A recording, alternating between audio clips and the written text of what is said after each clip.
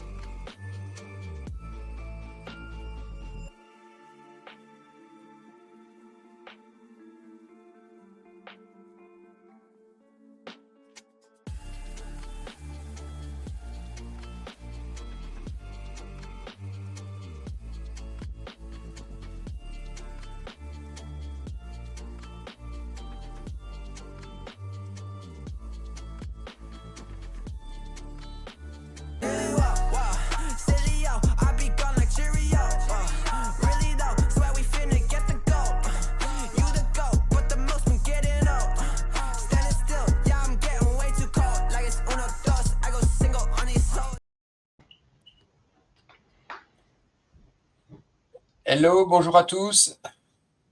Salut tout le monde. Bonjour. Ouais, il y a du son, c'est parfait. Je pense qu'on est bon. Eh ben nickel. Eh ben bonjour à tous. Jérôme, Marco, on s'est déjà un petit peu causé. Non, pas du tout. Donc on se retrouve aujourd'hui pour cette 27e édition, je crois, de It's Time. Ah, moi, c'est l'édition précédente plus 1 à chaque fois, je sais plus. Ouais. Et puis on cède un petit peu à la hype ambiante. On va parler quasi exclusivement d'IA aujourd'hui. Toujours dans Time Tonic, hein, forcément, hein, on va rester quand même dans le sujet, où on a essayé de torturer un petit peu les automatisations IA de Time Tonic, voir comment ça marchait, faire 2-3 cas d'usage différents. Et puis voilà. Donc on a préparé des petits trucs. Si vous avez des questions, des cas que vous avez envie qu'on regarde, qu'on traite, qu'on adapte ce qu'on a préparé, n'hésitez pas, faites signe. Je pense qu'on va pas mal tester, itérer, se planter. J'espère réussir 2-3 trucs quand même. Puis voilà. Comme on dit, on n'est pas à l'abri que ça marche hein, quand on fait des choses. Nous. C'est trop ça. Au fait, Martial, on n'en a pas parlé, mais j'ai fait un petit slide très rapide sur les différents types d'IA pour expliquer, pour que les gens aient le contexte, parce que c'est vrai que c'est pas toujours simple à comprendre. Donc j'ai fait une petite slide, si tu veux. Bah, je peux m'ajouter moi-même, je suis bête. Hop. Ouais, parfait. Donc, nickel. C'est juste pour expliquer, en fait, pour que les gens comprennent bien les types d'IA différentes sur Time Tonic. Je vais essayer de m'inverser les trucs. Alors, il y a l'IA cloud public, c'est ce qu'on a l'habitude d'utiliser avec ChatGPT, ou c'est ce qu'il y avait avant les nouvelles fonctionnalités qui ont été incorporées, c'est-à-dire vous avez votre société, vous avez votre Time Tonic qui est hébergé en France chez OVH, et vous faites des appels avec la partie automatisation et appel vers une IA, en gros, et vous allez le faire à l'étranger, aux États-Unis ou autres, hein, OpenAI, Anthropic, Google, etc., tous les modèles, ou Mistral, qui je ne sais même pas où sont basés les serveurs, et je pense qu'ils sont en Europe pour ceux si on envoie en Europe, mais... Ils sont au même endroit que les capitaux, non? Enfin bref, on va s'épargner un peu tous ces trucs-là. Donc, en résumé, ça sort de chez TimeTonic pour arriver sur un cloud externe qui peut être basé on ne sait où. Et donc, là, il y a des risques RGPD si vos données traitent des éléments personnels, s'il y a la partie santé, s'il y a des éléments d'information au niveau de l'entreprise assez sensibles qui peuvent être, on va dire, vous n'avez pas envie d'étaler sur la place publique et qu'on ne sait jamais où que ça pourrait partir ou qu'il y a des infos qui ressortent quelque part. Donc, c'est pour ça que TimeTonic a créé deux systèmes IA privés et souveraines. Donc, la première version, je pense, c'est celle que beaucoup vont utiliser, hein, clairement, c'est l'IA privée. En fait, là, tout est hébergé par TimeTonic. En fait, vous avez votre PME que vous avez TimeTonic derrière. TimeTonic, sous les mêmes serveurs, chez OVH, il y a des modèles open source qui sont hébergés par TimeTonic et qui vont servir à traiter avec l'IA de manière sans qu'elle sorte des serveurs de TimeTonic pour faire le traitement. Donc là, au moins, pour le côté RGPD, on est en France, on traite de la donnée, mais elle reste sous le serveur, etc. Là, on en a beaucoup moins de soucis au niveau RGPD.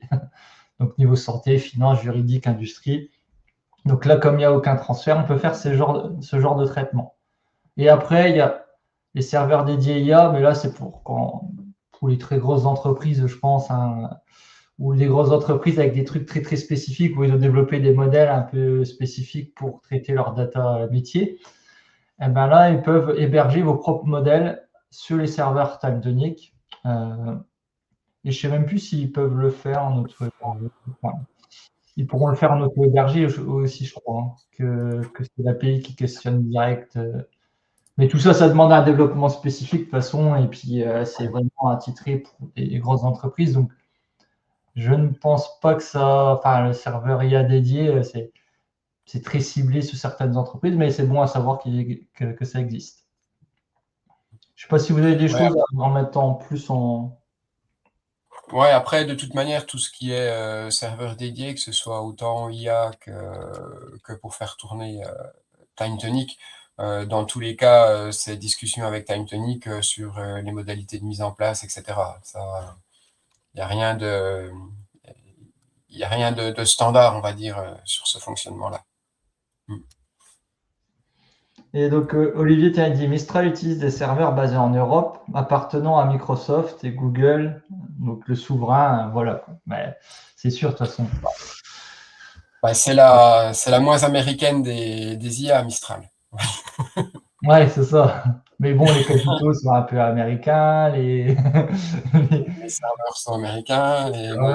c'est les technologies. Après, il faudra voir vers où ça va dans le futur, quoi, Mistral. Ouais. Justement, il me semble qu'il devait avoir un data center qui va être construit au sud de Paris. Je crois, mais après, sur quelle techno est-ce que tu vois, Après, ouais, ça, je sais pas. Ouais.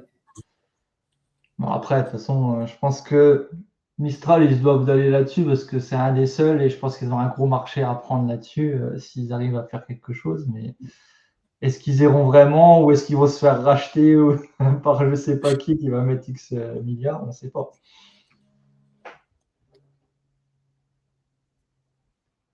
Alors, Olivier dit. Et puis, du coup, sur les serveurs d'IA, sur l'IA privée, ouais, tu en as parlé un petit peu des modèles, je ne me suis pas étalé dessus, c'est vrai. Ouais. En fait, il y a 6 ou 7 modèles. De toute façon, on va revenir dessus un petit peu dans les démos qu'on va faire. Il y a 6 ou 7 modèles différents avec des capacités différentes. Ouais.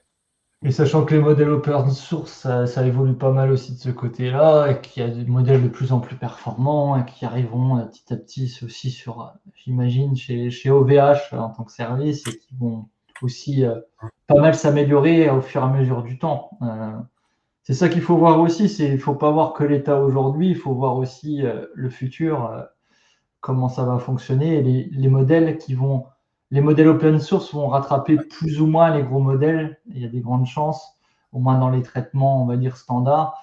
Et c'est juste une question de temps, en fait, que ça se nivelle un peu, quoi, j'imagine. Après, c'est plus les services qui auront autour de l'IA que les gros vont faire des gros services avec un peu comme Anthropic, avec des produits un peu dédiés. Mais sinon, au niveau des LLM, au bout d'un moment, je pense que ça va se stagner ou au moins ils seront très compétents. Là, ce qui est intéressant, en tout cas, dans la démarche de TimeTonic, c'est que même si on a accès à un nombre limité de modèles, ce qui est complètement logique, c'est que maintenant, il y a cette possibilité. Donc, en fonction des besoins, en fonction de l'évolution des modèles, ils peuvent très bien remplacer un modèle par un autre, en ajouter un pour répondre à des fonctionnalités particulières. Et tout ça en IA privé. Alors, juste pour montrer un peu schématisé pour les gens, donc il y a dans les automatisations, on a 2 sources d'IA, IA privée sécurisée et l'IA dans le cloud public. Donc, c'est comme ça qu'on va choisir un peu au niveau des traitements et des automatisations qu'on va faire vers lequel on va s'orienter. Donc, cloud IA public, il y a 2 façons. On peut utiliser sa clé personnelle ou utiliser les crédits IA de TimeTonic. Donc, on pourra mettre aussi un petit document qui a été fait par TimeTonic pour expliquer un peu tout ça, pour entrer dans les détails des systèmes de jeu, enfin de tokens, hein, on va dire, de jeu. Je ne sais plus comment ils appellent ça, le terme exact. C'est des crédits. Crédit, ouais, crédit. Voilà. On vit toujours à crédit, hein, comment C'est ça. Donc, les systèmes de crédit qu'il y a consommé suivant les prompts qu'on va faire, suivant le modèle qu'on va utiliser, suivant plein de paramètres, en fait, ça va consommer plus ou moins de crédit, etc. Donc, soit on utilise les clés API, soit on utilise les crédits IA de TimeTonic. Et il faut savoir. Ça veut dire quand on a utilisé tous les crédits, ça veut dire qu'on n'est plus crédible. C'est ça. On doit le faire manuellement, en fait. Donc, ça se rachètera et tout ça aussi. Et ce qu'il faut savoir aussi dans les traitements au niveau des crédits IA, oui, c'est que après, vous pouvez repasser en clé API personnelle au cas où vous voulez faire certains traitements. Du coup, Jérôme, puisque tu as la main, là, ta démo, tu es parti sur, je sais plus, tu es parti sur de l'IA public? Non, sous l'IA privé, mais on peut vite switcher sous l'IA public. Ouais, n'importe. C'était plus peut-être pour garder la partie IA privée à la fin. Moi, j'ai fait sur l'IA privée. Et puis Marco? Moi, c'est sur l'IA privée aussi, ouais, parce que du coup, c'était par rapport. Bon, de toute façon, le but après, ça change pas grand-chose dans la conception. Après, c'est les résultats, etc., les IA, suivant le traitement qu'ils vont faire. Mais en gros, juste pour montrer l'IA public, donc là, on va choisir son modèle. On va avoir certains modèles publics qui sont disponibles, Gemini, GPT, DeepSeek. C'est ça. Le problème, c'est que si on garde tous les jeux de mots de Marco, on en a déjà lourd sur les genoux. Hein. C'est ça. Donc là, on les voit là, en fait, sur les modèles, hein, un peu les consommations qu'il peut y avoir en entrée et en sortie. C'est pas ce que ça va consommer à chaque prompt, parce que c'est aléatoire, hein, suivant la requête que vous faites, mais au moins, ça vous donne des niveaux de consommation de tokens en entrée et en sortie. Et que s'il prend en charge ou pas les pièces jointes. Donc comme ça, vous choisissez votre modèle, vous faites votre traitement. On a 2 types de sorties, les textes et puis les JSON, pour avoir une manière structurée ou non de sortir la donnée. Ça, c'est aussi bien parce que sous TimeTonic, on peut vraiment structurer la donnée, aller mettre dans des champs différents. Donc ça, c'est la partie IA publique. On peut switcher même directement là. Sur la partie privée et sécurisée, on va avoir différents modèles, un Mistral, Llama, GPT OSS, des autres modèles de Mistral, Qwen, etc., qui vont aller plus ou moins consommer plus ou moins de crédit, qui vont être plus ou moins performants et pouvoir accepter ou non des pièces jointes. Donc, je vais peut-être montrer déjà mon cas. Ouais, pendant que tu as la main. Donc, j'ai la main. Par contre, je me disais peut-être si tu arrives à zoomer peut-être un peu plus, parce que c'est nickel, là. Hop. ou si c'est... C'est mieux là comme ça déjà?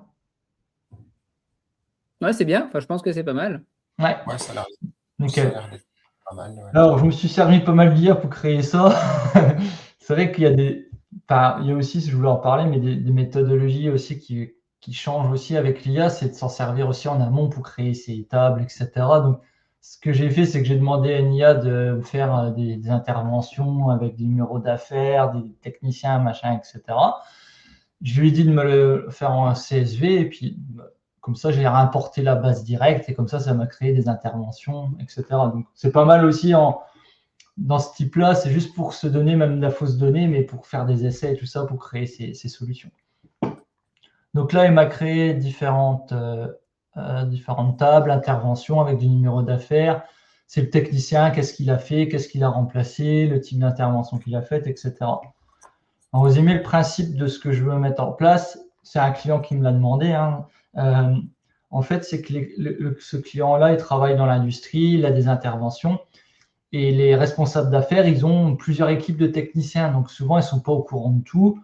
Et souvent, il y a des choses plus ou moins urgentes à traiter, etc. Ben, le but, c'est que l'IA leur fasse un résumé toutes les semaines de quelles sont les interventions qu'il y a eu, qu'est-ce qui a été critique, qu'est-ce qui s'est mal passé, qu'est-ce qui est fini, qu'est-ce qui n'est pas fini, ce genre de choses. Et le but, c'est que l'IA va synthétiser ça plus facilement que d'avoir toutes les interventions dans une vue où on va avoir beaucoup de bruit qui ne va pas nous servir et que l'IA va un peu catégoriser ça et nous rendre digeste, on va dire, assez facilement en une page ce résumé-là. Donc, pour ça, vous allez me dire si vous utilisez des fois les mêmes techniques et tout ça. Mais comme je veux faire un résumé par semaine, j'ai créé un champ de liaison. J'ai créé une table un peu qui va être au-dessus, c'est les rapports semaine d'intervention.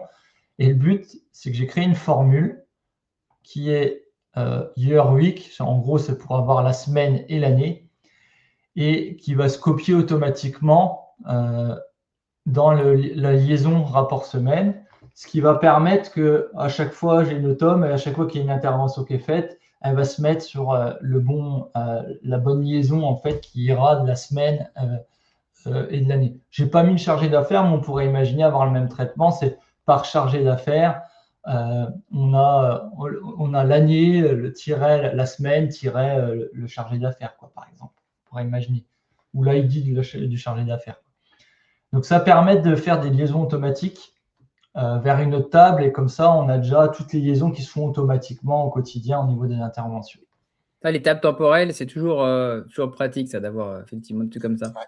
D'ailleurs, ça me fait penser, on pourrait presque, ce qui serait cool, c'est que de la même manière qu'on peut avoir des tables par défaut, enfin des valeurs par défaut, qu'on puisse avoir une notion d'espace de travail par défaut, qu'on ait des tables par défaut, avec des formules par défaut, que dès qu'on crée un nouvel espace, on ait automatiquement ces tables temporaires qui sont ajoutées avec les formules qu'on a déjà définies. Parce que c'est vrai qu'il y a des choses comme ça que je réutilise assez souvent dans plusieurs espaces. Et du coup, tu les recrées à chaque espace, tu crées la table. Alors, si on peut avoir cette notion de table par défaut, et derrière, tu crées un espace et automatiquement, elle serait créée avec déjà les formules. Voilà. On peut rajouter un élément sur la liste des courses. On a toujours des améliorations qu'on peut demander. C'est notre métier. Alors là, comme ça, les liaisons se font automatiquement. Donc là, j'ai pas fait l'automne. En réalité, j'ai juste fait des copier-coller là, pour moi. Mais on va dire, on imagine que ça se fait automatiquement à chaque intervention qui se crée. Donc, ce que j'ai fait aussi, juste pour avoir une mise en forme et pour en discuter, c'est que j'ai demandé à l'IA de me faire un smart text un peu mise en forme avec toutes les données de l'intervention, juste pour avoir une petite mise en forme toute simple, etc. Donc, ça a marché, mais il faut juste remapper à chaque fois les champs, il faut que je les mette bien. Enfin, il faut que je retire une lettre, que je la remette pour qu'ils soient en sélection et que je puisse les sélectionner en tant que vraiment variable.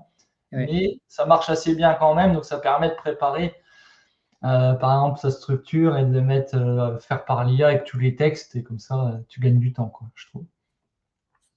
Après, ce qui manque toujours, c'est le smart text par défaut. Ça serait bien qu'il y en ait vraiment un, parce que c'est vrai que on doit refaire une automne pareil pour qu'il y ait une valeur par défaut, enfin des formats par défaut qui se mettent. Donc, ce serait Mais c'est prévu, ça, Ouais, il les me semble. valeurs par défaut, parce que les atomes, Oui, tu tu peux peux pas. mettre la valeur par défaut. Tu peux mettre une valeur Ouais, par ouais, défaut. enfin, les valeurs par défaut, Ouais, ouais. j'ai dit une Ouais. bêtise. Ouais. Parce que les atomes avec les smart texts, c'est Non, c'est pas. l'inverse, ça marche pas. Ouais, ouais. Parce que Ah, ça marche pas pareil. je me dis, Euh, si tu as réussi, il faudra que tu m'expliques. Parce que. non, j'utilise les valeurs par défaut aussi. Et c'est vrai que d'avoir un smart text type par défaut, quoi, on va dire, dans une colonne, dans un champ, ça pourrait être bien.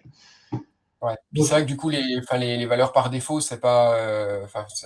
Moi, je trouve que c'est à manipuler avec. ouais, il faut faire attention entre les vues et les tables. Ouais, avec délicatesse, quoi. Savoir où. Enfin, moi, je sais que maintenant, j'utilise quasiment plus les valeurs par défaut de table. J'utilise que pareil. celles de vue. Et quand j'ai des infos dans une, entre guillemets, des valeurs par défaut sur une table, je les mets en automne quand je peux les mettre, quoi. Ouais, ouais, c'est sûr. Je fais la Ça, même. je suis pas, je Et suis pas smart, alors, mais premier truc que je me suis heurté, c'est que je pensais prendre mes smart texts pour donner à l'IA, mais en fait, comme les smart texts, les valeurs, c'est l'ID qui est noté, pas la valeur du champ, ben, j'ai pas pu prendre ça pour faire un traitement par IA. Donc c'est pour ça que j'ai créé juste une petite formule. Pareil, je me suis aidé de l'IA. Pareil, j'ai pris tous les champs, je lui ai dit même moi les variables de telle façon, et il m'a créé en gros le concat. Au début, j'ai eu un bug, j'ai pas réussi, et après ça a marché. Et donc, j'ai mis toutes les variables dans un concat pour avoir l'info digeste pour l'IA pour le traitement après. Donc, c'est cette résumé de formule texte que je vais remonter dans rapport semaine. Donc, résumé formule texte. Et là, en fait, là, j'ai mon année et tout ça de semaine de liaison. Et là, je vais avoir l'ensemble. Je vais mettre comme ça. Toc. Là, je vais avoir l'ensemble des interventions directement mis dans mon champ en texte, en fait. Donc, c'est ça que je vais me servir après pour le traitement par IA. Donc là, j'ai juste fait un bouton pour que ce soit plus simple pour moi à gérer. Donc, résumé IA, j'ai mis lorsque le bouton est actionné. On fait un traitement d'IA privé. Donc là, j'ai utilisé Lama 3.3 70B. J'ai essayé différents modèles. J'ai pris un des plus gros parce que je voulais faire pas mal de contexte et tout ça. Mais après, t'as on pourrait constaté un prendre petit plus peu petit. t'as constaté des différences, non, dans tes essais entre les différents modèles? Ouais, pour la mise en page et tout ça, il y a certains, quand c'était vraiment des petits, c'était pas tous foufou, quoi, au niveau du résumé. Que quand on est sur des plus gros, il y a une uniformité au niveau de la sortie qui est quand même mieux. Parce que tu vois, Ouais. sur tous les prompts que j'ai fait quand j'ai fait mes essais, j'ai vu que l'uniformité était un peu mieux et que ça me sortait un peu les mêmes types de rapports, bien structurés, tout ça comme je voulais, quoi. Donc c'est pour ça que je suis parti là-dessus. Bon, après, j'ai demandé à une IA de me faire un peu le topo de ce qu'il fallait mettre dedans. Moi, c'est juste pour dire le contexte, hein, c'est pour des responsables d'affaires. Leur but, c'est de faire gagner du temps. Il faut une page max, mais ce qui est vraiment pertinent, etc. En fait, c'est l'IA qui m'a fait un peu le prompt elle-même. J'ai juste rajouté un truc, c'est pour la mise en forme. Je lui ai dit, fais en HTML, parce que je vais utiliser un smart text derrière, en fait, pour faire le résumé, pour que ce soit plus lisible pour le responsable d'affaires. Donc, l'IA m'a fait des exemples de ce qu'il attendait en sortie, et comme ça, moi, j'avais une structure un peu toute faite pour mon rapport. Donc là, c'est ce qu'on retrouve là, il met des exemples et tout ça. Mais d'ailleurs, ça pourrait être pas mal quand si tu as rajouté un bouton, je Ouais. trouve, côté time tonic, peut-être pour améliorer ton prompt. En fait, tu fais une question, on peut imaginer un bouton, comme il y a dans certains outils des fois, où il reformule ta question pour l'améliorer, et tu vois tout ce qu'il rajoute, et derrière, ça donne des idées aussi pour. Ouais, et puis c'est vrai que ça t'aide, ça te donne des idées. Des fois, tu oublies peut-être des trucs, donc tu les retires ou tu les mets, tu vois, suivant ce qu'il te propose. Et c'est vrai que c'est bien. Et c'est un peu comme les skills. Il faudra peut-être un modèle un peu avec un prompt déjà fait pour créer des bons prompts pour ça. Et puis comme ça, ouais, c'est vrai que ça ferait gagner pas mal de temps. Ah oui, après, on pourrait aussi avoir une bibliothèque de prompt aussi, potentiellement, ouais. Mm. Mm. Donc ouais, c'est vrai que c'est une bonne idée ça. Ça éviterait de passer par autre chose aussi pour faire ce prompt-là. Bon, là, j'ai mis en sortie texte parce que là, je voulais juste un sortie texte dans le résumé IA. Et en gros, je vais les supprimer, hein, de toute façon. Et en gros, ça va. Au niveau du temps de traitement, ça va, c'est assez rapide quand même pour de l'IA. Puis il y a quand même un peu de contexte et tout ça. Donc je trouvais ça assez rapide. Il faut attendre quand même un petit peu. Mais Après là, c'est un compte rendu de toute façon de semaine. On n'a pas besoin d'avoir un retour. On pourrait bah, imaginer que oui, ça c'est arrive ça. dès qu'on passe à la semaine précédente. Et derrière, c'est vrai que même si ça mettait 3 minutes, à la limite, c'est pas très En grave. plus, tu peux automatiser ça. C'est de se dire à chaque fin de semaine, tu vois, Ouais. tu me fais ça, quoi. En gros, dans une vue, tu mets une vue à la semaine, enfin, tu vois, pour faire tes traitements, etc. Il y a moyen. Il y a possibilité. T'as vérifié les chiffres clés, si ça collait bien, si c'était bien le bon Ouais, nombre certains, d'heures? j'ai vérifié pour certains les numéros d'affaires, les textes et tout ça, c'était cohérent. Donc, enfin, pour regarder, mais ceux que j'avais regardés, c'était cohérent, en fait. Au niveau des noms, au niveau des numéros d'affaires. Et là, Ah, du coup, j'ai pas fait attention je vois que tu as mis 2 couleurs différentes dans les points d'attention. Ça correspond enfin, c'est ce que tu as mis dans le prompt, quoi. Tu lui as dit ouais, si c'est voilà, en en gros, fonction de l'alerte. c'est ce qu'il y a plus ou moins urgent, quoi. Il a mis du rouge, tout ce qui était plus ou moins urgent sur les points d'attention, quoi. Donc, bah, il fait ça assez bien tout seul. Je ferai tout à l'heure, je ferai les totals d'intervention, d'heures et tout ça, voir avec Time Tonic pour voir si je tombe sous Ouais. les beaux totaux, pour voir. Mais en tout cas, ça sort quelque chose de propre. En plus, l'avantage du Smart Text, c'est que tu pourras imaginer, ben, si le responsable d'affaires, il a d'autres commentaires à faire et puis envoyer à sa direction ou autre, tu vois. Enfin, on peut imaginer que l'avantage du Smart Text, c'est que tu peux rééditer directement dessus, ou faire des changements, etc. Donc, ça, c'est pas mal. Et du coup, dans ton prompt, pour qu'il te mette tu lui as dit qu'il te mette le résultat en Markdown pour que ça sorte correctement dans le Smart Text, ou comment Un Smart Text, c'est de l'HTML, donc j'ai dit qu'il fait tout en HTML. Ah oui, Ouais. c'est en HTML, oui, pardon. Ouais, Mais ouais. avec certaines balises qui ne sont pas autorisées. Enfin, c'est pas du. Ouais, alors j'ai fait ça. Enfin, j'ai dit à Time Tonic, je vais lui montrer un exemple de Smart Text, enfin à l'IA, et comme ça, il en a déduit qu'il fallait pas les balises HTML, pas les balises, tu vois, un peu de tête, et qu'il faut juste mettre les. Tu vois, il a mis des exemples là, et en gros, il dit, ça doit être contrainte ici, format de sortie, HTML brut, sans préambule, sans, je connais même pas les backticks. Ouais. Et il dit en gros, tu vois, tu peux utiliser ces balises-là, tu fais des Mm. couleurs comme ça, et tu utilises genre, tu vois, il Ouais. dit que certains, il faut pas les mettre, et puis voilà, quoi. Comme ça, il m'a fait un truc assez simple, et la sortie, elle marche toujours. Franchement, c'était assez bon là-dessus en termes de sortie. Mais là, j'ai fait les autres, et à chaque fois, c'est assez bien uniforme au niveau des sorties quand même. Il faudrait que je vois s'il me fait pas à chaque fois un rouge et puis des oranges. À chaque fois, il m'en met un en rouge et des oranges. Alors, je sais pas si. Après, j'imagine que si tu fais uniformiser plus la sortie, limite, il faudrait un smart text. Il y a plusieurs smart texts et tu fais générer du coup en JSON le contenu des plusieurs smart texts qui sont fusionnés dans un smart text à l'origine, quoi. C'est ça. Pour être sûr d'avoir tous les chapitres. Bon, après, ça fait. Faire tes différentes sorties, tes différents smart Ouais, c'est texts, ça, ouais. éditer une doc avec tes différents smart texts aussi. On pourrait imaginer beaucoup de choses. Une fois que le traitement est fait, tu peux séparer, tu peux mettre. Mais en tout cas, le rendu est pas trop mal et je trouve que c'est le genre de choses où l'IA est pas trop mauvaise pour faire des résumés et puis pour avoir de l'info concise et pour les responsables d'affaires, là, dans mon cas. Et je pense que ça va bien leur plaire, ça. Après, il y a toujours des moyens d'améliorer pour automatiser le truc et tout ça, mais c'est plus du time tonic pur, là, ça reste Ouais, assez. après, je pense effectivement que les chiffres globaux, vaut peut-être mieux les calculer d'un time tonic et les remonter. Peut-être que Ouais. ce sera. Après, Ça, c'est sûr, beaucoup plus pertinent.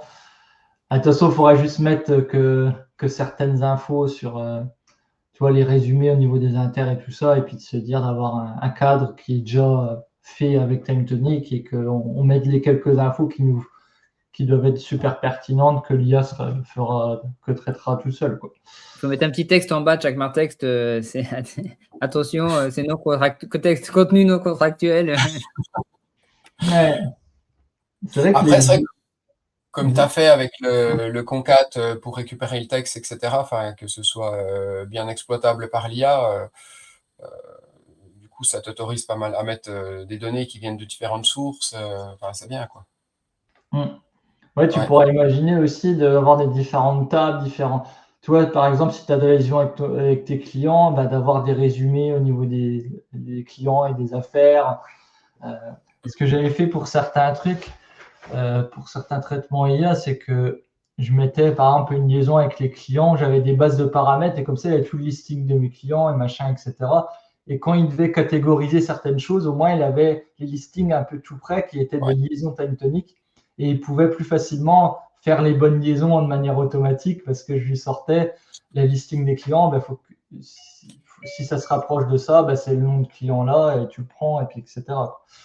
Et ça marche aussi assez bien parce que on avait fait les commandes fournisseurs avec un client et on l'a amélioré. Et tout ce qui est commande fournisseur, il va me chercher le nom, il va me chercher les réductions, enfin les commandes. Par exemple, quand il y a des remises.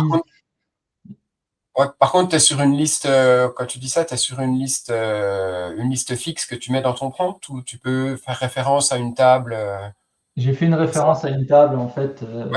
Ça marche bien aussi. Ça marche bien aussi, ouais. De toute façon, tant que tu as du texte avec, je le mets en format JSON, quoi, limite le truc, quoi. Enfin, en gros, tu as l'ensemble de mes clients et puis tu lui passes en paramètre dans Time Tonic et ça marche bien. Ouais. Ok, ouais, je me demandais, j'ai pas pris le temps de le tester, mais bon, c'est bon à savoir que ça tourne. Ouais. Je vais peut-être vous laisser la main. Enfin, Marco, il est parti, je pense qu'il.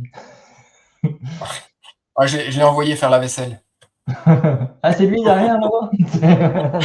C'est ça. Ouais, je vais reprendre la main alors. Ouais. Alors, je suis parti d'un cas qui est un peu plus, on va dire, litigieux en termes de privacy. Je suis parti sur un cas RH de recrutement avec, on a une annonce, on a des candidats qui ont envoyé des CV. Et puis l'idée, c'est déjà dans un premier temps d'extraire les infos du CV pour compléter la base Time Tonic. Donc, a priori, rien de bien sorcier. Et puis la deuxième phase, c'est de préparer les scorings, les entretiens en cohérence avec l'annonce. Éventuellement, déjà sortir une liste de préférences, d'ordre de préférence entre les candidats. Donc là, c'est le genre de cas où effectivement l'IA privée est pertinente. Alors, toc. Alors, j'ai fait une base très simple avec des candidatures. Mon poste, là, j'ai pris un seul poste. Si tu peux Avec zoomer une un peu, annonce. Martial, peut-être. Ouais. Si tu peux zoomer un peu, ouais. Ouais. Avec. Enfin, au pire, quand tu es dans les tops, quoi, surtout.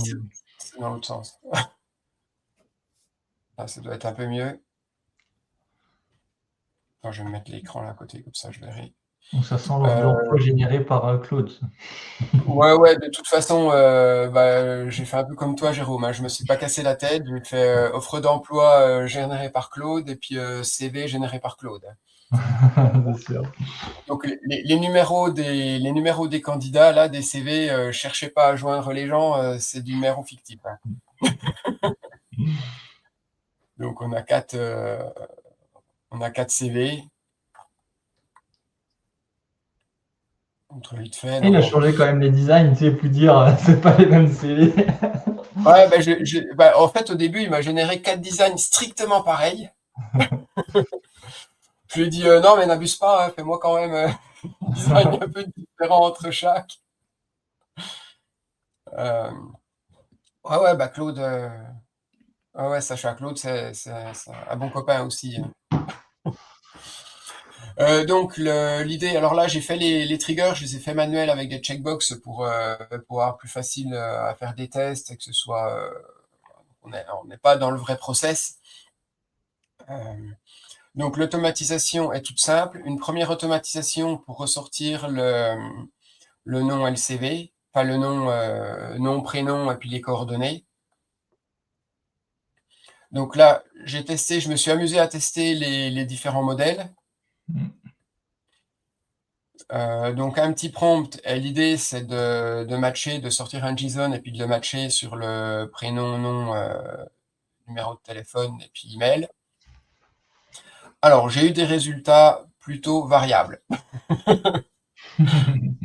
Je voulais vraiment tester ce cas parce que alors la contrainte du cas là, c'est que je suis parti en me disant généralement quand on reçoit des CV, c'est du PDF. Donc il faut traiter du document PDF.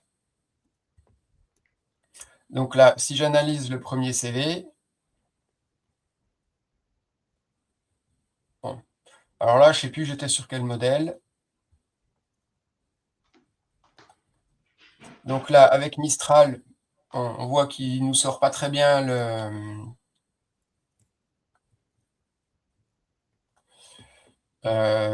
il nous met pas le téléphone, il nous met le nom.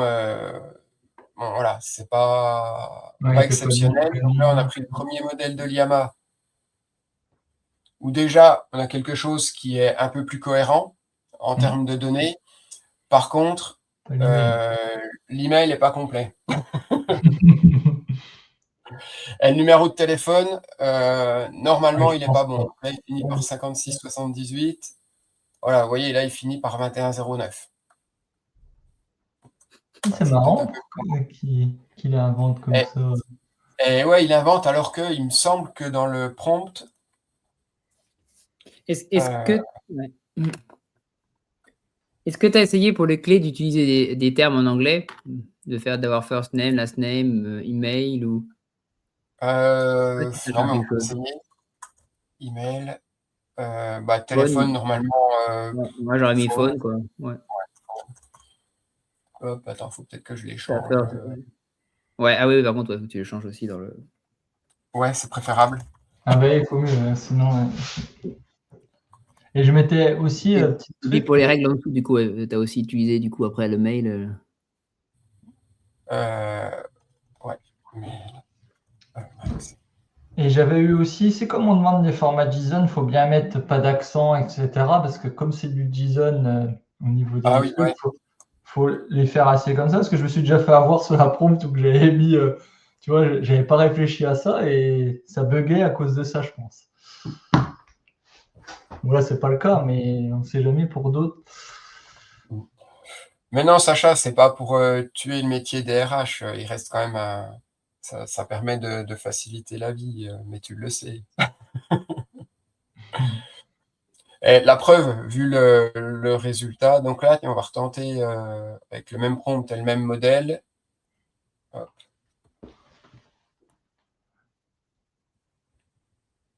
Ah bah du coup, il ne trouve plus rien.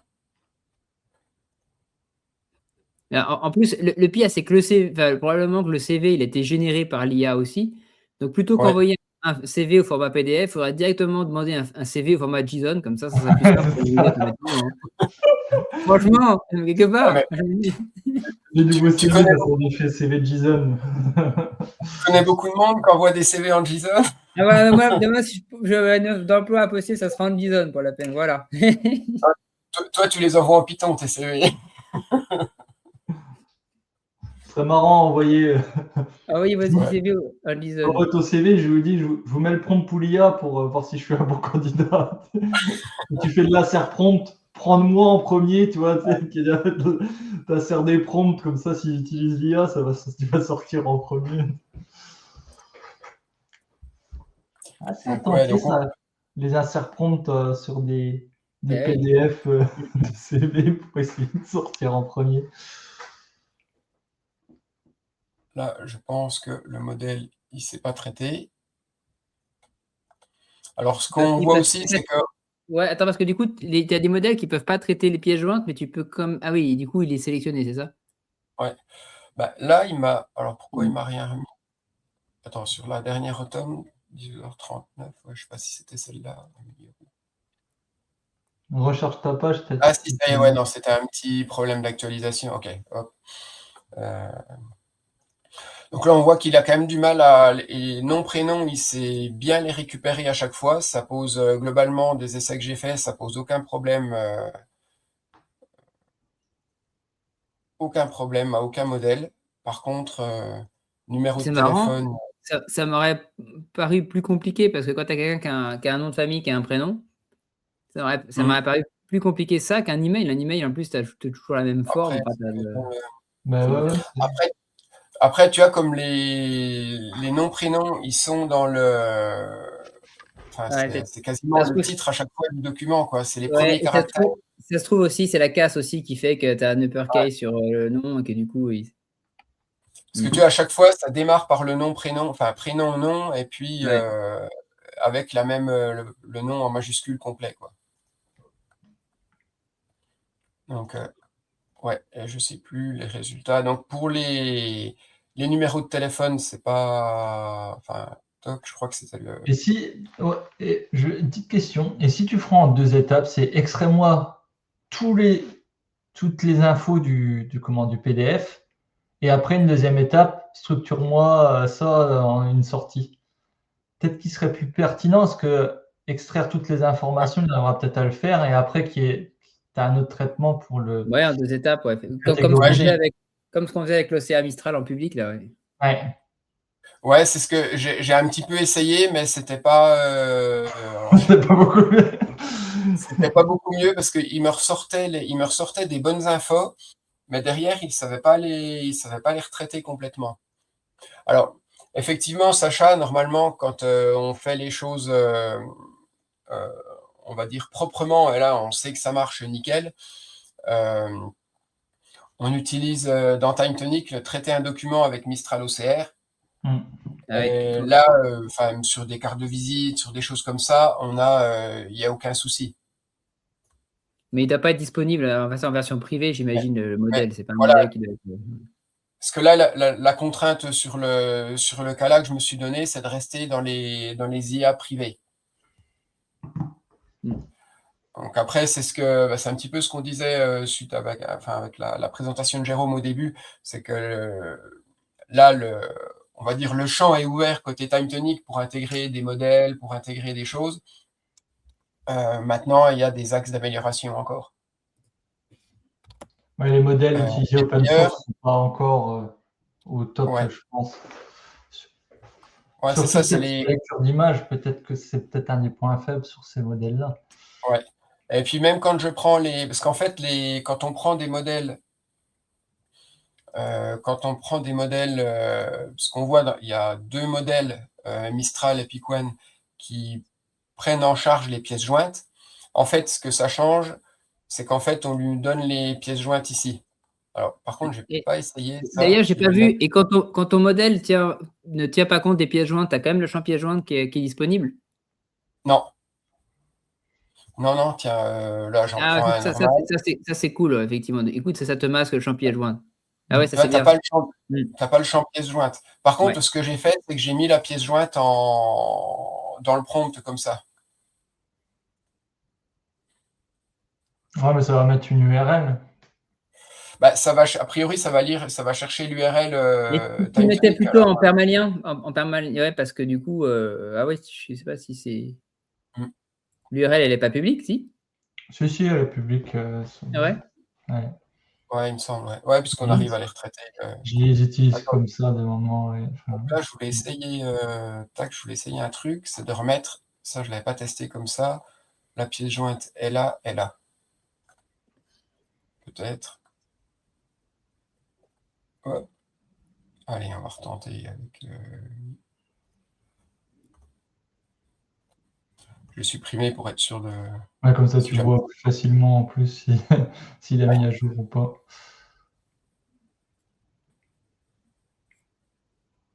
Ça n'a pas l'air de...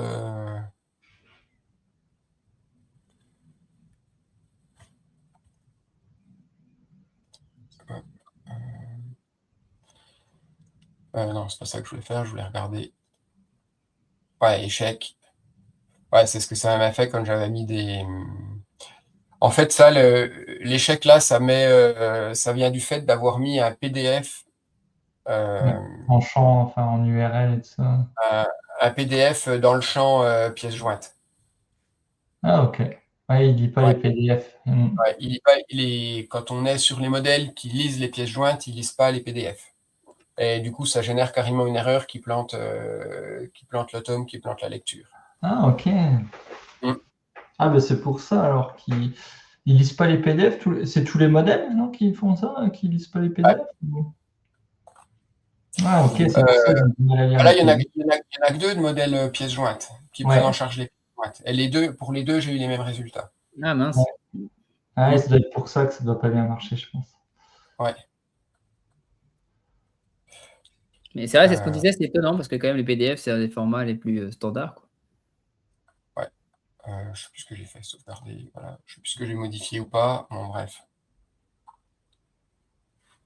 Mais c'est vrai que c'était déjà le cas avant, hein, je m'en souviens chez les autres, tu pouvais pas le faire directement avec ceux qui faisaient les pièces jointes. Enfin, il y a des modèles qui lisaient les PDF, tu utilisais ça au début pour après faire un traitement. Donc là, petit message liste de courses à TimeTonic. Si vous arrivez, si ça existe, un modèle que vous pouvez intégrer dans l'IA privée qui lit les PDF, je pense que c'est vraiment le truc qui manque pour que l'IA privée soit complètement exploitable dans des cas un peu limite en termes de privacy.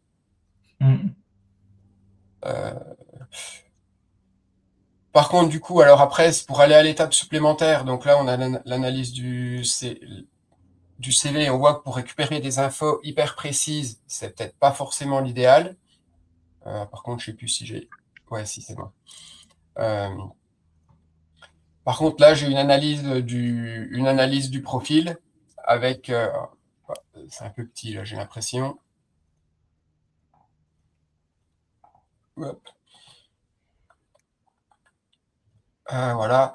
Où en fait, avec l'annonce, eh ben, on a une correspondance entre l'annonce, entre les points faibles, les points forts du candidat, pour faire le matching entre le CV et puis. Alors effectivement, au vu de la lecture, des infos CV, email, on peut se poser la question de la fiabilité de ça. Mais bon, de ce que j'ai regardé, ça, voilà. En tout cas, quand il me ressort, je vais passer au cas suivant. Quand je fais l'inverse, que je pars de l'annonce et que je demande un scoring des candidats, la hiérarchie des candidats correspond à leur pertinence réelle sur le poste. Tac, alors.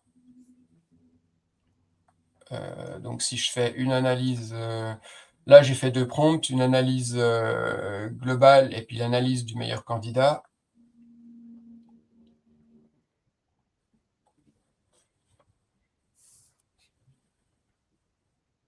Préco-candidat, j'ai peut-être été un peu... Ah voilà.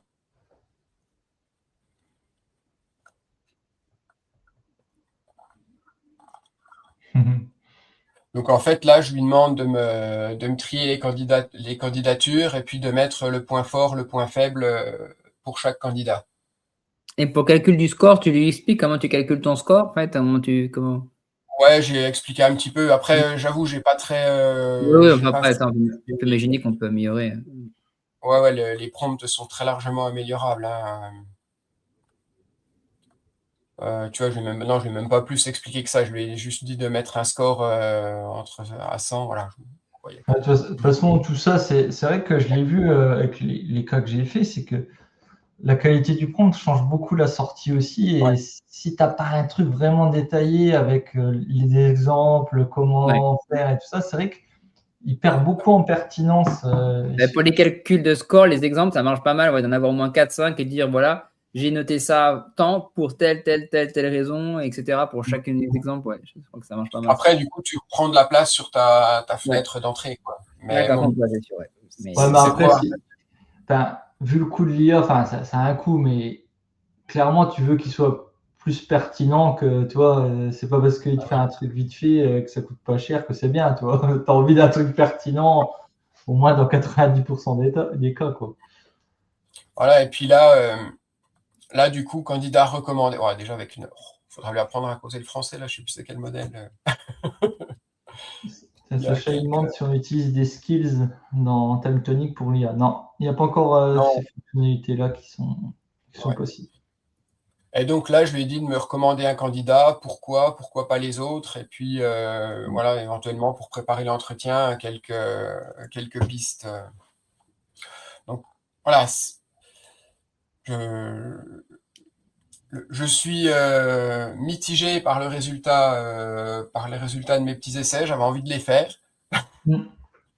Ça m'a montré clairement que ce qui va manquer, c'est l'analyse pertinente des PDF. Mais en tout cas, là, j'ai pu faire ça en restant dans une IA sur une IA privée. Ça sort pas, ça n'entraîne pas de modèle, ça reste sur les serveurs OVH. Donc, voilà, pour moi, c'est vraiment ce type de cas, un des cas d'usage qui est hyper pertinent d'avoir une IA privée. Ah ouais, puis après, en optimisant ses prompts et les modèles vont s'améliorer, je pense qu'on arrivera à quelque chose de très fiable, ce genre de cas. Je ne vois pas ce qui pourrait causer de soucis, c'est juste qu'il faut avoir les bons modèles avec les bonnes fonctionnalités adaptées pour faire. Je pense que le mieux, ça serait un modèle vraiment spécialisé OCR qui extracte tout et un modèle que tu fais ton prompt de sortie, enfin ton truc de sortie quoi après. Mais c'est vrai que je vois pas pourquoi ça marcherait pas. Tu vois, Sacha, là, dans les modèles, alors dans les modèles privés, on n'a pas de modèle d'anthropique. Par contre, dans les modèles publics, on peut utiliser 4.6. Voilà, après, sans les skills. Mais voilà. On essaye un Quake qui est public, tiens. De toute façon, ça ne change rien. Là. Ouais, tiens, on va rester. On va peut-être essayer l'IA public sur les cas qui ne marchaient pas trop. Ouais. Qui t'a fait. Non, mais juste pour voir, après, c'est déjà pour se rendre compte, quoi, aussi. Ouais. Allez, on va demander à notre copain Claude. Prends en charge les pièces jointes. Allez, on va voir. Est-ce que... On va essayer quand même en mettant la pièce jointe. Claude, ils sont pas morts, Sacha. Ils vont aller dans l'espace avec SpaceX. Donc, ils sont pas morts. En fait, ils vont remplacer Claude par Grok.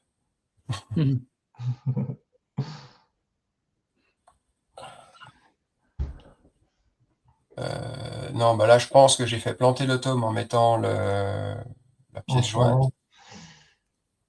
Ouais, voilà, j'ai un échec parce que j'ai mis le PDF. Et tu as encore des crédits? Ouais, parce que je crois qu'il t'a dit que tu n'avais plus de crédit. Tu crois déjà? Oh non.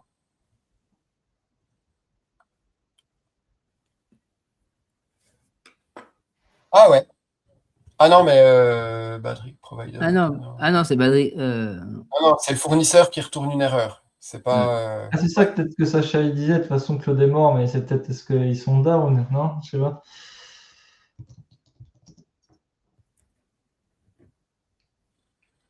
Ouais, non, c'est pas mieux. On a le même résultat. Mais ça doit être dû à l'envoi de pièces jointes par. Ouais, je pense que c'est l'analyse de PDF qui pose souci là. C'est le type de pièce jointe, clairement. Je retente un coup avec là. Ouais, c'est marrant, là, il renvoie même carrément rien en numéro de téléphone et puis en email, parce que bon, alors, vaut mieux qu'il renvoie rien que d'halluciner comme il m'a fait une paire de fois. Mais,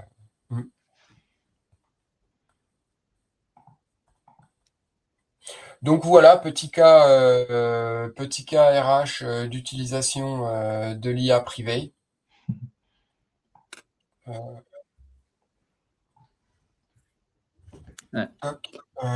te laisse prendre la suite, Marco. Oui, si tu veux, moi j'ai un derrière exemple d'un contexte un petit peu RGPD avec des tickets, une notion de tickets qui sont envoyés sur un support. et potentiellement des clients qui envoient plein d'infos un peu confidentielles dont peut-être que le technicien de support n'a pas besoin d'avoir accès. Et du coup, l'idée, c'est un peu de pseudonymiser finalement le contenu. Alors, du coup, je t'ai partagé mon écran. Je ne sais pas si tu peux le mettre. Je l'ajoute.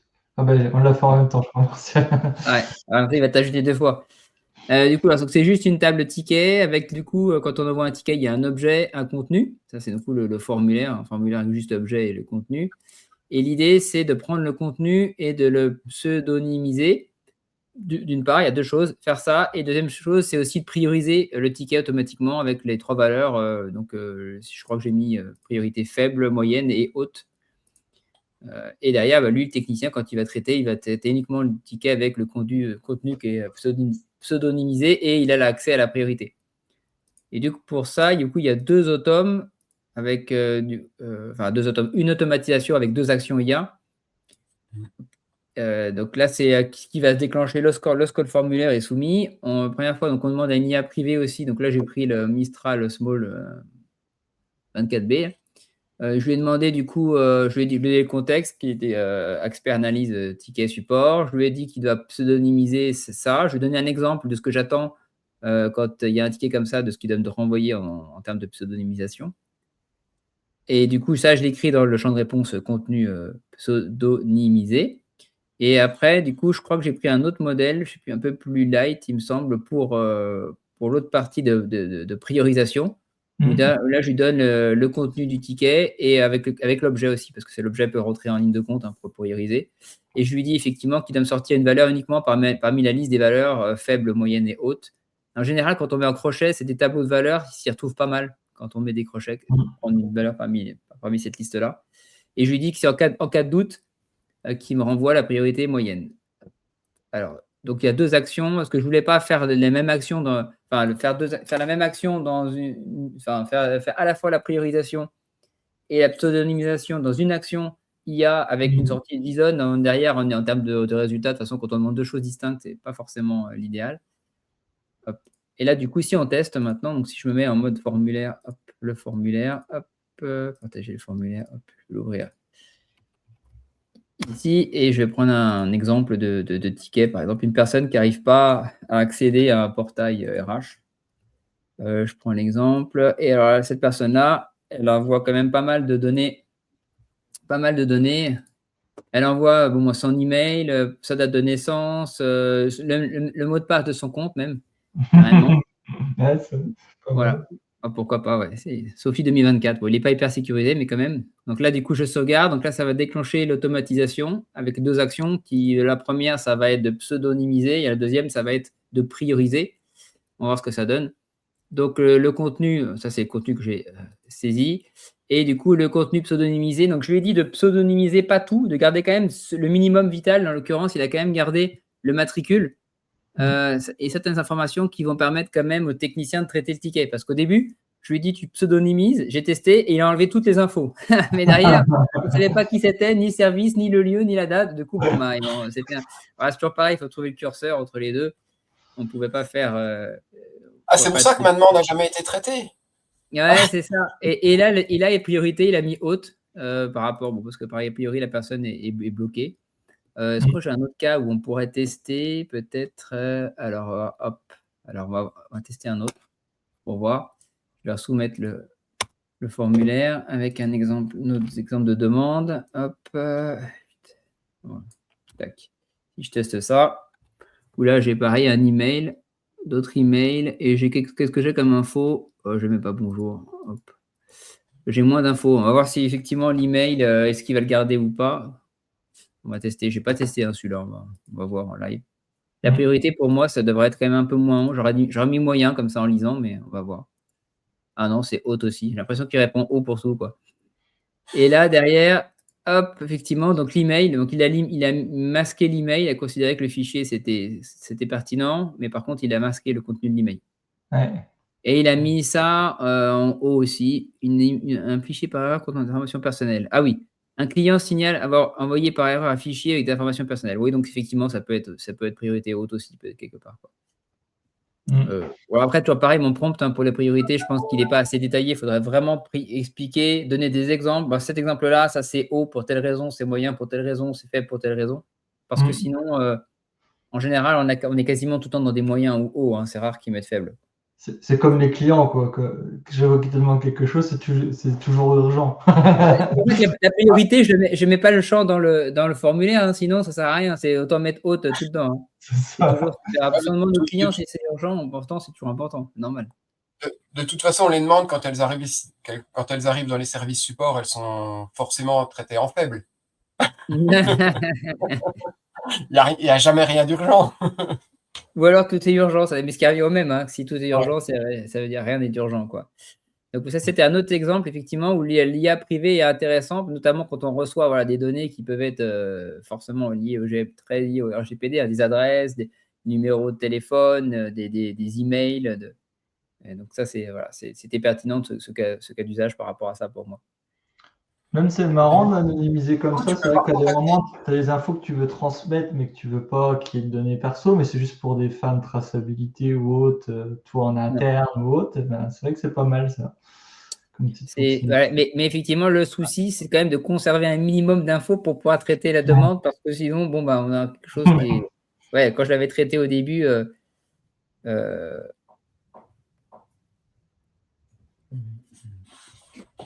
Ouais, parce que si tu sais pas recontacter la personne qui a formulé la demande, c'est dommage. Ah bah oui, mais voilà, c'est ça, c'est pour ça. En général, effectivement, si tu as besoin de pouvoir la contacter, c'est quand même bien de pouvoir garder le mail, quoi. Une petite question de X752.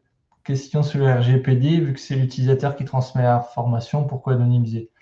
C'était pour dire, t'envoies ça à d'autres services, ils n'ont peut-être pas besoin d'avoir l'email de la personne, ils n'ont peut-être pas avoir... L'utilisateur, il te soumet l'information, donc ça peut rester chez toi. En l'occurrence, c'est TimeTonic, c'est hébergé en France, c'est pas forcément un problème en soi. C'est juste qu'il n'a pas forcément envie que ces informations, ces données-là soient envoyées potentiellement dans un cloud américain. Et voilà, si on veut être sûr de ne pas envoyer cette information-là ailleurs, c'est un peu ça l'intérêt du coup. Ou alors, il faudrait sinon donner un petit texte. Attention, vos informations peuvent être étudiées. Je ne sais pas, des fois, il y a des textes comme ça aussi. Hein. Ouais.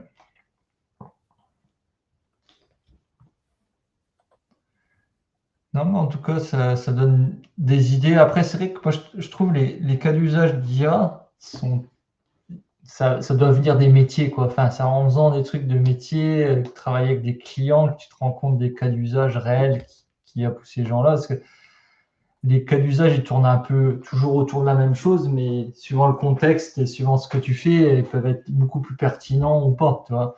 Et c'est vrai que il y a des cas où je trouvais ça super intéressant et en fait, quand on les met en pratique chez le client, c'est pas ouf. Et inversement, il y a des trucs où c'est très pertinent, ça leur fait gagner beaucoup de temps alors que c'est presque anodin en traitement, quoi, tu vois.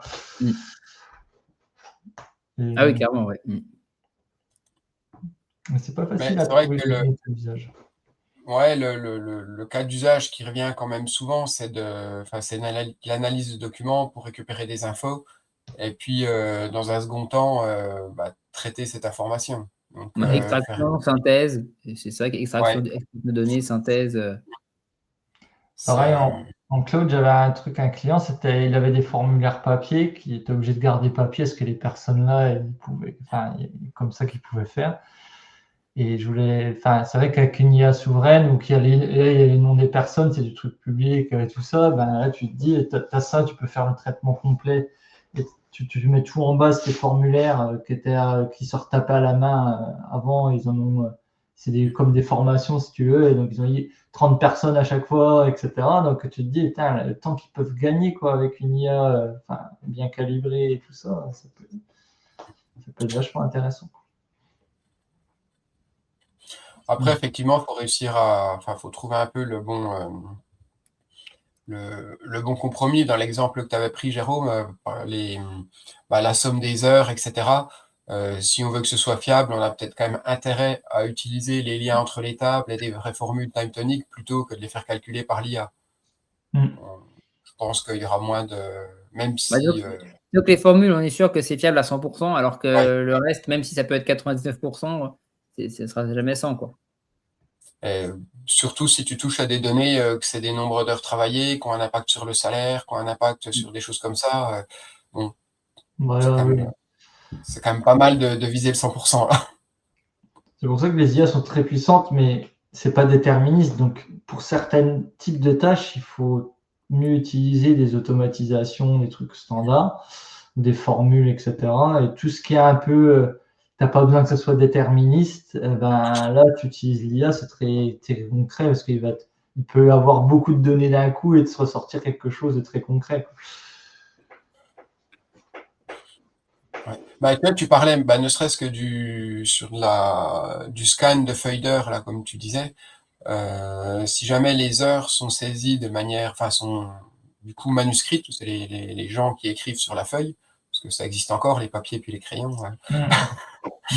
Ouais. Du coup, en traitement par IA, moi, j'ai vu les écritures qui étaient vraiment difficiles à lire, où Ouais. là, il fallait presque quand même une validation quand même du traitement avant de dire, OK, cette feuille-là, elle est bien, quoi.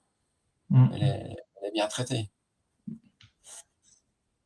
Ouais, c'est Donc un ça, sujet que j'ai en cours avec un client. On l'a fait par app mobile, hein, toute la saisie d'heures, mais au moins ça facilite ces choses-là, hein, ça évite les erreurs de saisie. Parce qu'au début, ils voulaient garder le papier, mais les traiter avec de l'IA, mais je leur ai dit, bah ouais. déjà plus sur les chantiers, les gens, tu vois bien comment ils peuvent noter. Des fois, ils sont contre un mur, ils vont écrire un truc. Alors, des fois, tu sais très bien que le traitement, il va être faussé, quoi.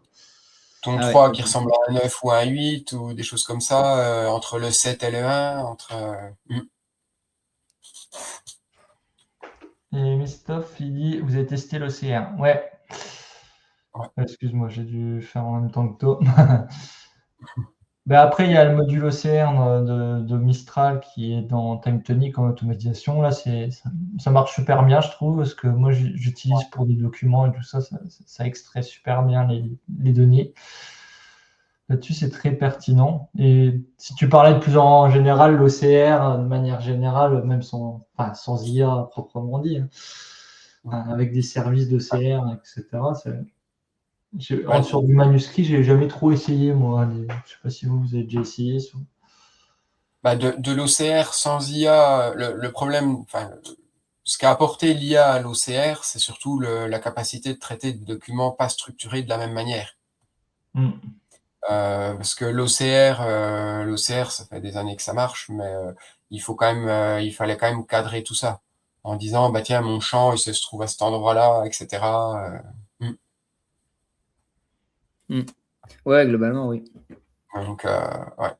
Alors que là, on arrive à traiter des factures qui ont des positionnements différents, enfin des feuilles d'heure un peu différentes, etc. C'est plus. Ouais, je fais celui des commandes fournisseurs. C'est vrai que les données sont vraiment partout. Tu as des trucs où ils font les remises, ils mettent pas le prix, toi, normisé. Enfin, tu vois, tu as tellement de cas différents sur une commande fournisseur que Ah tu ouais. te dis, putain, puis il est assez pertinent, franchement, là-dessus. Bon, pour l'instant, c'est de l'IA public, en attendant qu'on a ce qu'il faut en IA privé, mais c'est super pertinent, quoi. Il faudrait des bons de commande fournisseurs en JSON aussi. Ouais, c'est ça. Comme la facture électronique, en gros, c'est en gros C'est ça, comme les voilà. commandes. Ouais, peut-être, et après, il y aura des. Ouais. C'est vrai, quelque part, c'est dommage des fois pas d'avoir des standards de données, d'utiliser des outils super puissants pour, tu vois, pour restructurer de la donnée non structurée, alors que des fois, elle pourrait l'être, mais bon, c'est pas toujours simple, hein. Il faudra Ouais, ajouter un nouveau format de fichier PDF et dedans, il y a le JSON de la donnée, tu vois, dans chaque PDF, tu vois, comme ça. Ouais, peut-être. c'est pour ça qu'il y a les échanges enfin, qu'il y a l'EDI, etc., pour standardiser aussi des échanges entre les boîtes, quoi, Ouais, c'est sûr. donc, souvent sur des process métiers un peu Ouais. plus spécifiques. Ouais, après, c'est plutôt les grosses entreprises qui ont de l'EDI, enfin, si t'es en liaison avec des grosses entreprises, quoi. Ben, je pense Euh, qu'on a fait un peu le tour de ce qu'on voulait dire, il me semble. Ouais, Je sais pas ouais, s'il y ouais, a des ouais. questions ou des cas qui vous intéresseraient de savoir si ça peut être bien ou pertinent de les traiter, du coup, avec l'IA TimeTonic et ou surtout avec l'IA privée, parce que c'est un peu le sujet d'aujourd'hui. Donc c'est pas mal parce qu'on a montré des cas un petit peu différents. Moi, des cas qui marchent un peu moins bien. Oui, le nombre de crédits, on n'y a pas accès encore en tant qu'utilisateur pour savoir combien il t'en reste des crédits, je crois, hein. C'est ça, pas Si, si. encore. Si, tu l'as? Si, on Non, il voit. y a que le propriétaire de l'espace qui a accès. Ouais, c'est compte société, ok, c'est ça. Ouais. Quand tu es utilisateur, Ouais. tu n'y as pas accès. C'est vrai. Il n'y a vraiment que le propriétaire de l'espace. Même si tu es admin de l'espace, tu n'y as pas accès. Mm.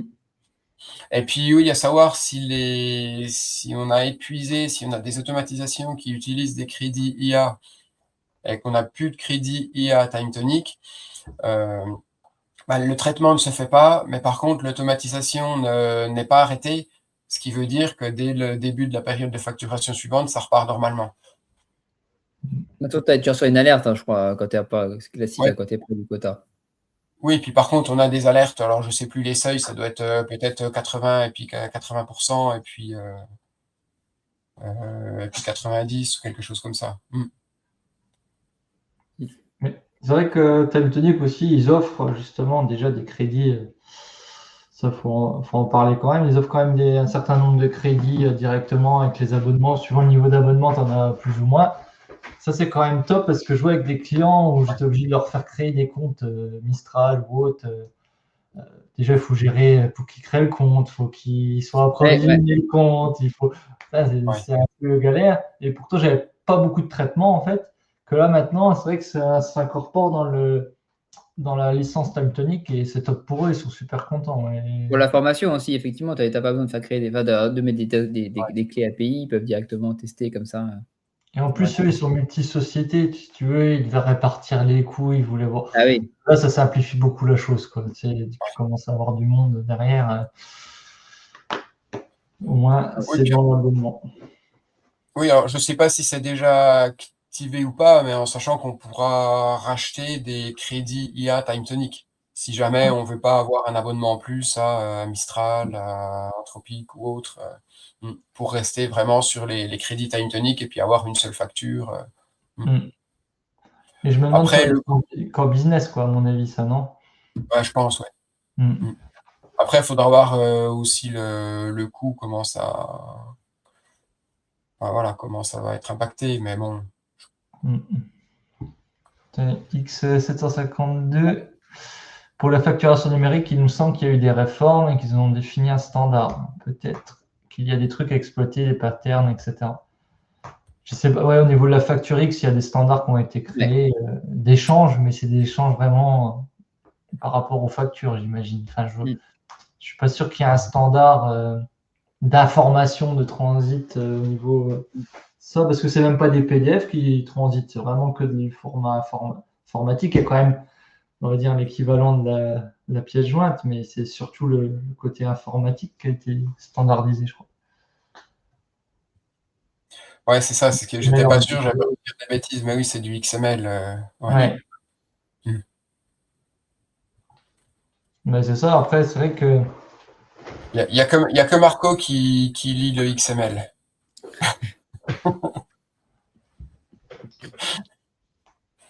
Lui, le PDF, il sait pas lire.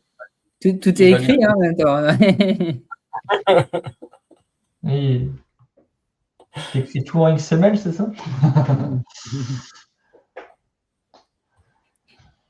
Oui, c'est vrai que c'est bizarre qu'ils sont restés à du XML quand même, pour un truc aussi récent quand même.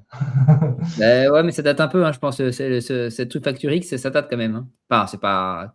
Ouais.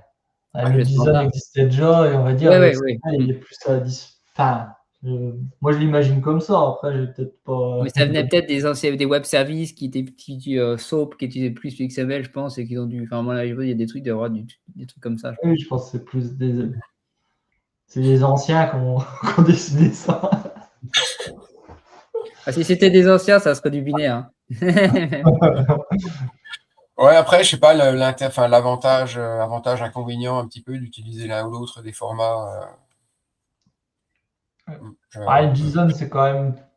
Enfin, moi, je trouve ça plus lisible, mieux structuré. Enfin, c'est plus visuel assez souvent que l'XML. Ouais, mais après, est-ce que du coup, c'est pour les traitements après? Est-ce que voilà, je sais pas. Enfin, voilà, je sais pas. Hein, je pose la question plus qu'autre chose parce que j'ai pas la réponse du tout. Mais Ouais, je sais, là, pour Factorix, je sais pas du tout. ou Je est-ce pense qu'il qu'ils y a ont juste beaucoup d'anciens services qui sont XML et c'est pour ça qu'ils ont gardé du XML, je pense. Hein. Il y a une grande chance. Hein. ils ont lancé le dé, ils ont dit ah tiens.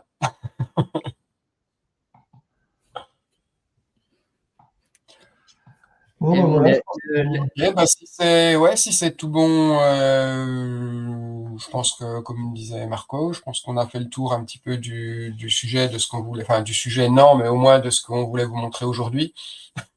la prochaine émission, Et, ça sera du coup jeudi 4, normalement, c'est ça, c'est ouais, jeudi 4 juin. ouais, jeudi 4 juin, donc thème à Allez, déterminer, hein, pour comme l'instant, on n'a pas d'habitude. encore. Ouais. On conclut souvent par la même chose, rendez-vous dans un mois, on ne sait pas encore de quoi on parle, mais rendez-vous dans un mois. On sait quand, mais on ne sait pas de quoi encore. Il y a tellement de choses qui peuvent se passer en un mois déjà aussi. Donc, Ben ouais, on peut avoir des nouveautés Time Tonic qui nous font un peu parler ensemble.